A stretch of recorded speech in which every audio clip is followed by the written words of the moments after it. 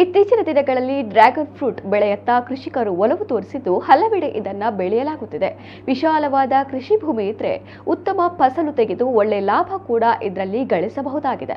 ಆದರೆ ಉಳ್ಳಾಲ ತಾಲೂಕಿನ ಅಂಬ್ಲಮೊಗರು ಎಂಬಲ್ಲಿನ ಮುಸ್ಲಿಂ ದಂಪತಿ ಮನೆಯ ಟೆರೆಸ್ ಮೇಲೆ ಕ್ಯಾನ್ನಲ್ಲಿ ಈ ಗಿಡ ನೆಟ್ಟು ಬೆಳೆಸಿದ್ದು ಈಗ ಅದರ ಫಲ ಹಣ್ಣಿನ ಮೂಲಕ ಪಡಿತಾ ಇದ್ದಾರೆ.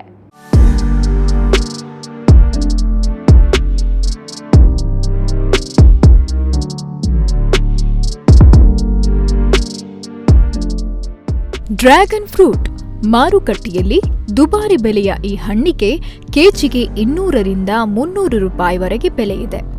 ಸುಲಭವಾಗಿ ಹೆಚ್ಚಿನ ಆರೈಕೆ ಇಲ್ಲದೆ ಬೆಳೆಯಬಹುದಾದ ಈ ಹಣ್ಣಿನ ಗಿಡವನ್ನ ಟೆರೆಸ್ ಮೇಲೆ ಬೆಳೆದು ಈ ದಂಪತಿ ಸೈ ಎನಿಸಿಕೊಂಡಿದ್ದಾರೆ.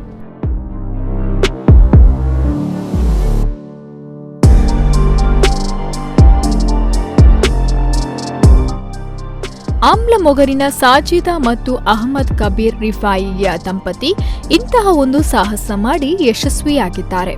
ಟೆರೆಸ್ ಮೇಲೆ ಸುಮಾರು 25 ಕ್ಯಾನ್ಗಳಲ್ಲಿ 75 ಗಿಡಗಳನ್ನು ನೆಟ್ಟು ಬೆಳೆಸಿದ್ದು ಇದೀಗ ಫಲ ಕೊಡಲು ಆರಂಭಿಸಿದೆ. ಈಗಾಗಲೇ ಸುಮಾರು 75 ಕೆಜಿಗಳಷ್ಟು ಡ್ರ್ಯಾಗನ್ ಹಣ್ಣನ್ನ ಇವರು ಈ ಗಿಡಗಳಿಂದ ಪಡೆದುಕೊಂಡಿದ್ದಾರೆ.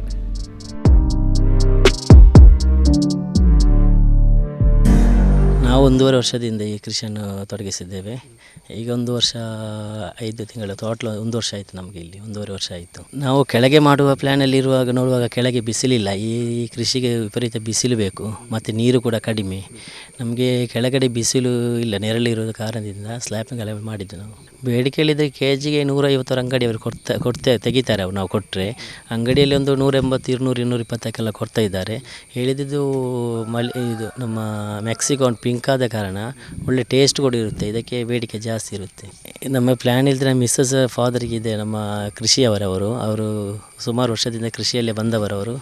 ಅವರ ಜಾಗದಲ್ಲಿ ಇದು ಡ್ರ್ಯಾಗನ್ ಎಲ್ಲ ಮಾಡಿದ್ದಾರೆ. ಅವರೊಂದು ಪ್ಲ್ಯಾನ್ ಕೊಟ್ಟರು, ಸ್ಲ್ಯಾಬ್ನಾಗೆಲ್ಲ ಮಾಡಿದರೆ ನಿಮಗೆ ಒಂದು ಡ್ರ್ಯಾಗನ್ ಸಿಗಬಹುದು ಅಂತ ಹೇಳಿ ನಮಗೆ ಬೇಕಂತ ನಾವು ಮಾಡಿದ್ದು. ಮನೆಗೆ ನೋಡುವಾಗ ಮನೆಗೆ ಇಟ್ಟು ಜಾಸ್ತಿಯಾಗಿ ನಾವು ಸೇಲ್ ಮಾಡ್ತಿದ್ದೇವೆ. ಮೂಲತಃ ಕೃಷಿ ಕುಟುಂಬದಿಂದ ಬಂದಿರುವ ಸಾಜಿದಾ ಅವರಿಗೆ ಕೃಷಿ ಮಾಡಲು ಆಸಕ್ತಿ ಇತ್ತಾದರೂ ಸ್ಥಳಾವಕಾಶ ಕಡಿಮೆ ಇತ್ತು. ಹೀಗಾಗಿ ಇರುವ ಜಾಗದಲ್ಲೇ ಕೃಷಿ ಮಾಡಲು ಯೋಚಿಸಿದ ಇವರು ಡ್ರ್ಯಾಗನ್ ಫ್ರೂಟ್ ಬೆಳೆಯುವ ಯೋಜನೆಯನ್ನ ಹಾಕಿಕೊಂಡಿದ್ದಾರೆ. ಬಹುತೇಕ ಕಡೆಗಳಲ್ಲಿ ಟೆರೆಸ್ ಮೇಲೆ ತರಕಾರಿ ಬೆಳೆದಿರುವುದನ್ನು ಕಂಡಿದ್ದ ಇವರು ಡ್ರ್ಯಾಗನ್ ಫ್ರೂಟ್ ಬೆಳೆಯಲು ಮುಂದಾಗಿದ್ದಾರೆ. ಇದಕ್ಕಾಗಿ ದೊಡ್ಡ ಕ್ಯಾನ್ಗಳನ್ನು ತಂದು ಅದಕ್ಕೆ ಮಣ್ಣು ಹಾಗೂ ಮರಳು ತುಂಬಿಸಿ ಡ್ರ್ಯಾಗನ್ ಫ್ರೂಟ್ ಗಿಡಗಳನ್ನು ನೆಟ್ಟು ಬೆಳೆಸಿದ್ದಾರೆ. ಇದೀಗ ಹಣ್ಣುಗಳು ಕೈಗೆ ಸಿಗಲು ಆರಂಭಿಸಿದ್ದು ಮನೆಯವರಿಗೂ ಅಕ್ಕಪಕ್ಕದವರಿಗೂ ನೀಡಿ ಉಳಿದಿರೋದನ್ನ ಮಾರಾಟ ಮಾಡುತ್ತಿದ್ದಾರೆ.